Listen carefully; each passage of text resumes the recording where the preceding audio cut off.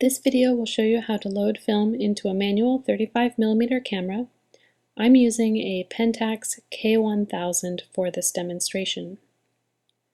First, you need to become oriented with the different camera parts. You've got the lens in the front of the camera,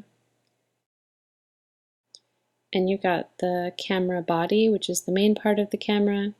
You got your film rewind knob on this side, your film advance lever on the other side that pulls the film through the camera.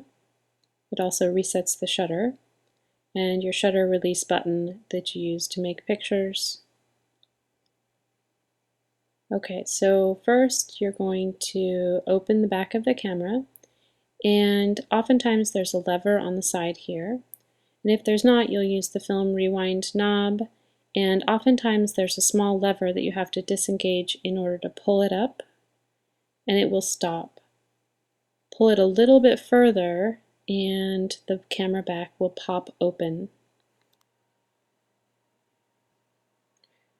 Once you have the camera open, you'll see the pressure plate on the back side of the camera, and that's going to press the film against the shutter. You'll see two spools. One is the film take-up spool that rolls the film up, and a place for the film to go. In the middle is where the shutter is, and it's very delicate and should never be touched. So you should always try to do this in a dry, clean area, preferably out of the sun, so that you can avoid getting excess dust inside your camera. Okay, so let's get oriented with the roll of film, sometimes known as the film cartridge. It's always going to have this extra piece of film that's sticking out, and it's always going to have this funny shape to it. That's known as the film leader, and this is a roll that I bulk loaded from a 100-foot roll, and I've actually cut that shape by hand, but it's always going to be the same kind of shape where one end gets a little skinnier. There's also going to be this extra part of the spool that sticks out, and that part's always going to be on the bottom, and the film is always going to come out to the right. Nestle the film cartridge into the camera. You might need to pull up that film rewind knob a little bit to do it, and pull the film across the camera back, avoiding touching the shutter.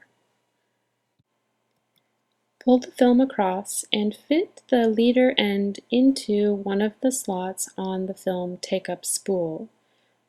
Push it into the slot as deeply as you can, and once you do that, you can use the film advance lever to advance the film through the camera, and that will roll the film onto the take-up spool.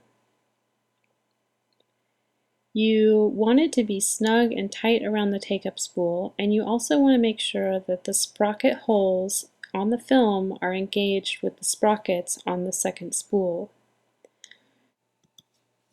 You're going to need to advance the film a couple of times to ensure that the film is tightly and securely wound around the spool. And when you feel confident that it is, you can close the back of the camera. And you'll also need to advance the film at least twice because the film that's against the shutter is already exposed to light, and you need to move new film in front of the shutter. So to press the shutter release button and use the film advance lever to pull the film across the back of the camera.